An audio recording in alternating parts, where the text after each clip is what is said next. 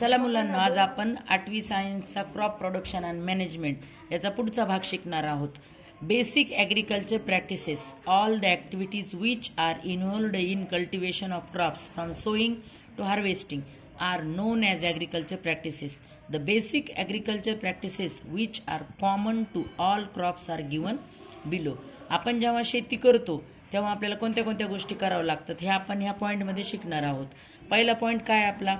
Preparation of soil, ploughing and levelling, म्हणजे जमिनीचं levelling करायचं आणि नांगरणं करायचं. सोईंग म्हणजे बी लावणं, आणि ॲप्लाइंग मॅन्युअर अँड फर्टिलायझर्स म्हणजे खत आणि औषधं पांगवणं. इरिगेशन म्हणजे पाण्याची आवश्यकता. विडिंग म्हणजे अनवॉन्टेड प्लांट जे असतात किंवा जे गवत असतं किंवा तण ते काढून टाकणं. आणि protection of crops from the pets and micro organisms, मग आपलं जे शेतातले पीक आहे ते आपल्याला पेट्सपासून आणि बारीक मायक्रो ऑर्गॅनिझम्सपासून वाचवायचे, किंवा उंदीर, घुशी किंवा त्याच्यावर जो पडणारा आजार आहे त्याच्यापासून त्याचं प्रोटेक्शन करायचं, म्हणजे संरक्षण करायचे. आणि हार्वेस्टिंग, थ्रेसिंग अँड विनोईंग.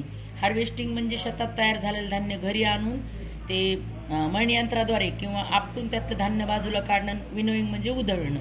आता 8 नंबरचं पॉईंट आहे स्टोरेज. स्टोरेज म्हणजे साठवून ठेवणं.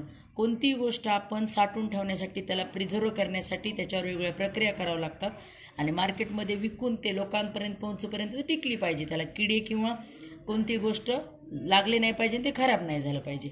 Let us now learn about the activity or task involved in crop production in detail. आता आपण डिटेलमध्ये शिकणार आहोत. प्रिपरेशन ऑफ सॉईल म्हणजे काय? मातीचं सुपीकता कशी वाढवायची. बिफोर सोईंग म्हणजे पेरण्यापूर्वी. द सीड्स म्हणजे बी. It is important to prepare the soil. कोणती गोष्ट करण्यापूर्वी आपल्याला कोणत्या तरी गोष्टीचे प्रिपरेशन करावं लागतं किंवा तयारी करावं लागते. साधी भाजी करायची तर आपल्याला तयारी करावं लागते. Of soil is done by turning and losing the soil. Soil आपल्याला लूज करावं लागते, म्हणजे बी पेरल्यानंतर ते उगून आलं पाहिजे. निब्बर जर जमीन असेल घट्ट, त्याच्यावर व्यवस्थित पीक येणार नाही. Ploughing, the process of turning and the loosening the soil is called ploughing or tilling. Ploughing helps the soil in the number of following ways. आता प्लोईंग कोणत्या कोणत्या प्रकारे होती? It's permits easy and deeper penetration of the root. It help in the bringing nutrition rich soil to the top for plants use. It helps in uprooting the weeds. It exposes soil pests to natural predators. It retains moisture for a long period. It provides good aeration to the roots. आपण soil मोकळी केल्यामुळं पिकाला पाणी चांगलं मिळतं, nutrition छान मिळतं, आणि किडे मुंग्याच्यापासून त्याचं संरक्षण होतं, आणि क्रॉप चांगल्या पद्धतीने येतं. The main agriculture implements used for ploughing are the plough, हो और cultivator. A plough is the made of wood and iron. लाकडापासून आणि लोखंडापासून बनवलेलं हे प्लो म्हणजे आऊत एक प्रकारचं, किंवा कुदळ किंवा फावडं.